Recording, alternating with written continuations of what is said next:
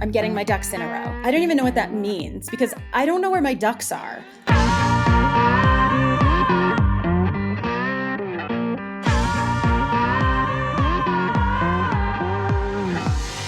Hi, I'm Carole Podell, and this is She Takes the Lead. Hi, party people. It's Carole. I hope you're enjoying your day. We're in Denver, me and my kid. We're visiting one of my best friends who moved here a couple of years ago, and we never got the chance to visit because, well, we were supposed to go last year, but I was in a job and I couldn't get away. So we had to cancel the trip. So we're here this year, and it's been really nice to just see. I've never been to Denver. I've been to Denver once, actually. When I moved to California, I drove and our car broke down 45 minutes outside of Denver. And we got it fixed in Denver, and then it broke down 45 minutes after we left Denver. And I, at the time, didn't really want to ever see Denver again. But, you know, when your bestie moves here, you want to see it. And I'm so glad because it's gorgeous and lovely, and her life here is beautiful. And the skyline is extraordinary. The sky is amazing. The way the clouds form or don't form, sort of, is that they look like a painting. Like it looks like it's been drawn on with strokes. And yesterday we watched the sunset. You can see the sunset from her balcony, and it was so beautiful. It looked like heaven, in what heaven would look like in my mind. Like literally the way they draw heaven, somebody must have been in Denver when that image was conjured, because it really just looks like, it doesn't even look like clouds anymore. I wanted to talk about something, the whole process of being here. And the Democratic National Convention is happening this week. I watched Michelle Obama the other day, and it doesn't really matter what your politics is. The message was fantastic. You know, basically, she was saying, if you're upset, do something. You know, if you want to change something, you have to get up off your couch and do something. And it was so great. I really firmly believe this. I'm very much an action oriented person. Like, my least favorite phrase ever in existence is get your ducks in a row. I'm getting my ducks in a row. I don't even know what that means because I don't know where my ducks are. Like, I don't know if I had ducks. Some of my ducks are dogs. Some of my ducks are cats. You know, some of my ducks are a kid running around. I have no idea how to get my ducks in a row. And I don't even know really what a life would look like if I had my ducks in a row. I don't think anybody really has their ducks in a row. I mean, yes, I have preparation. I work very hard. I know how to keep things moving, but getting my ducks in a row, for me, always just represented holding off doing something that you could start today. And I think at some point in my life, I just decided I was going to take action. And I kind of do. And once I get my mind set around something, I'm very, very bulldozy around just doing it. And she talked about this in such a way that was like, it was really inspiring, and it could be applied to anything. Like, you want to make change, do something. The thing is that, at least for me, you know, doing something is not always easy, or it doesn't always seem easy. And I don't mean easy like it should be easy. I just mean one step can be a lot if you're not used to taking steps that quickly or that irreverently. They can be scary, they can be hard. You know, I know a lot of people, myself included, suffer from depression and some degree of anxiety, or, you know, some kind of mental health issue that may stop them from being able to take that step and being able to do something. So I was thinking about it, and I've sort of developed a lot of tools and accommodations and coping mechanisms to be able to get up and do something without having it be a Herculean effort every time. And so we were watching this sunset, and I'm very big on imagination. I really want my daughter to have as vivid of an imagination as she can. I think it's so crucial to envisioning your life in another way. It's so crucial to living a life. I mean, it's obviously crucial to living your life as an artist, and we will see. She definitely has an artistic eye, but, you know, I don't know. And I don't, if she's not an artist per se, that's fine. But I want her to be able to have an imagination. Science requires an imagination. Everything requires an imagination. And I do think that being able to wrap your mind and your imagination around a life that you want helps you achieve a life that is beyond what you're imagining, ironically. Because you can say in 5 years, I want it to look like this. In 10 years, I want it to look like this. In 40 years, I want it to look like this. And at least then you have kind of a vision or an understanding in your body that you can have a different life and that you are empowered to move your life in the direction that you want it to go in. Now, life happens, as we always know, as we always talk about, left turns come in, but you can still move it in the direction that you want. You can find the happiness and the joy in the things that aren't necessarily executed the way that you envision them. So I love organizing. I love fixing things. I love sort of finding the solutions, but really tangibly. And that was one of the things that I loved about production and producing. And I found it in finance. So there definitely, and I get that same rush that I did in production in finance, but finance supported my life the way I wanted it to look more. And that was a big revelation for me and a big moment of strength of me to go, you know what, this isn't my compromise. I don't have to compromise that. I may have to compromise where it is or what it looks like, but I'm not.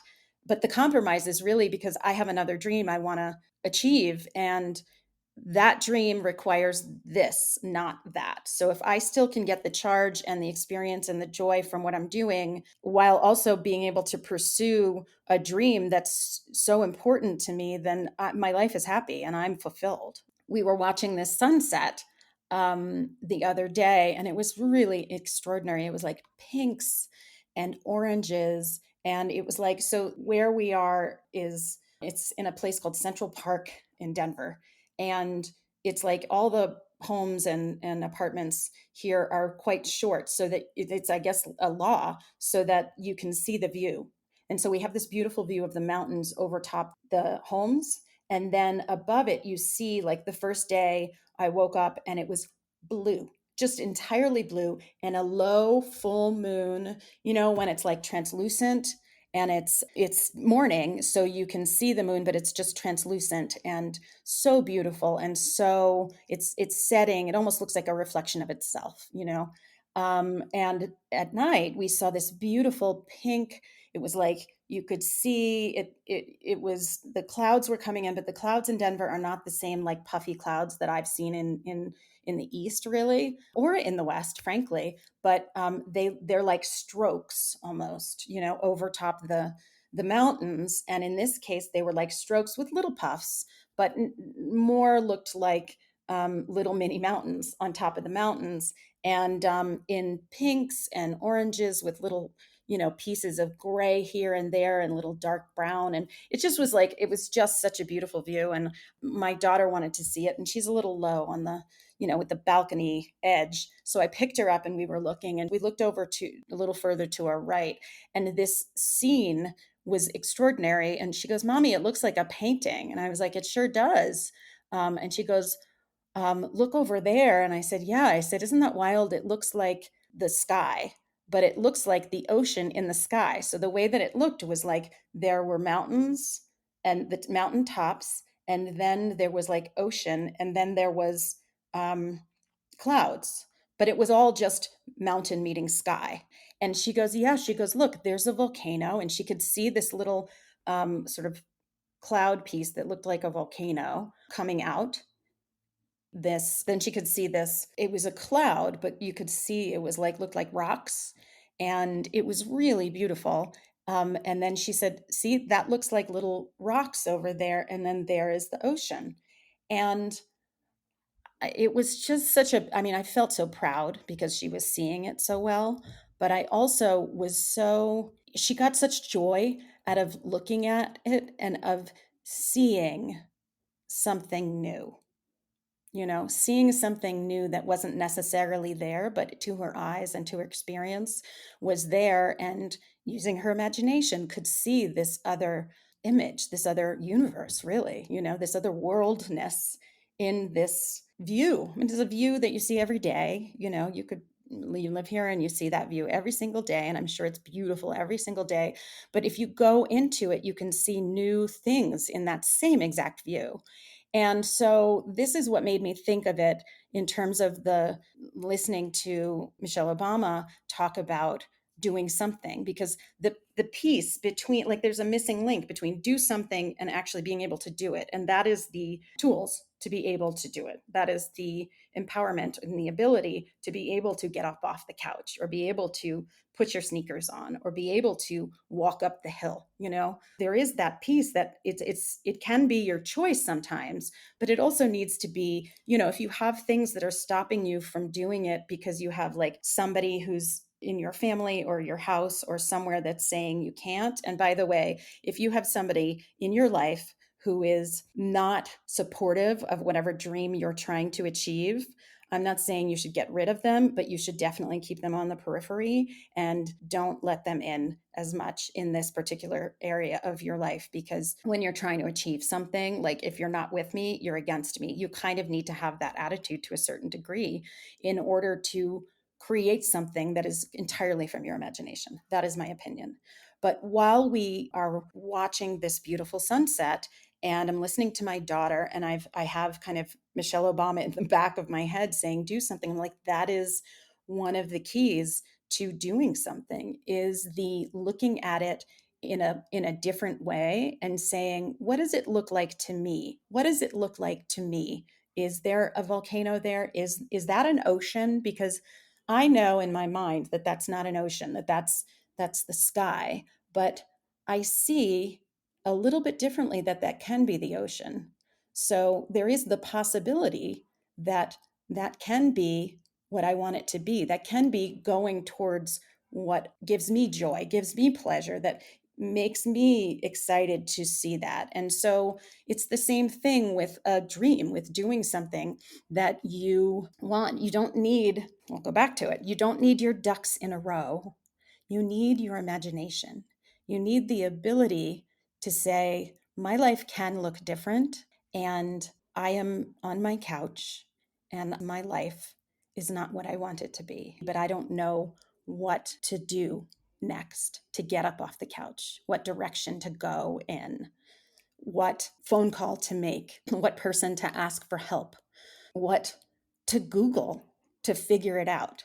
But if you can look at something slightly differently, like, I'm going to pick up my water bottle a little differently today and see what it feels like. If you make your bed, first of all, if you don't make your bed, I highly recommend it. It's a wonderful, strangely transformative exercise to get your mind and your body doing something that's self-care, that makes your aesthetic and your visual happy when you come back. It's powerful. I've been doing it for like 20 years, and it's a very powerful tool.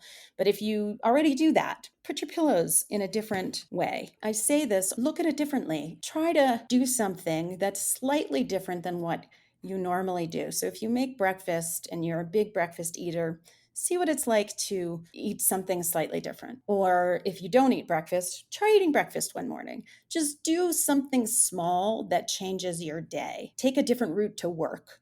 It shifts your paradigm. It's small, but it shifts your paradigm, and it shifts your synapse. So your body starts getting used to the change. It starts getting used to the transformation.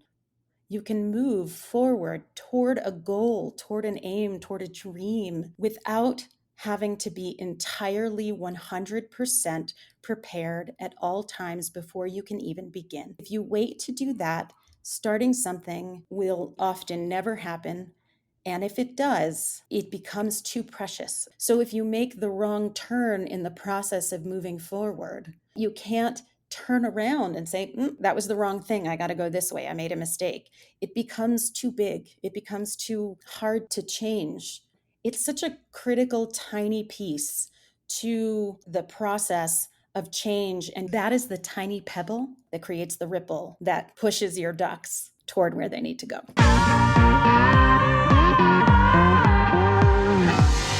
Hey, Hey, thanks so much for listening. If you like what you heard, please hit subscribe.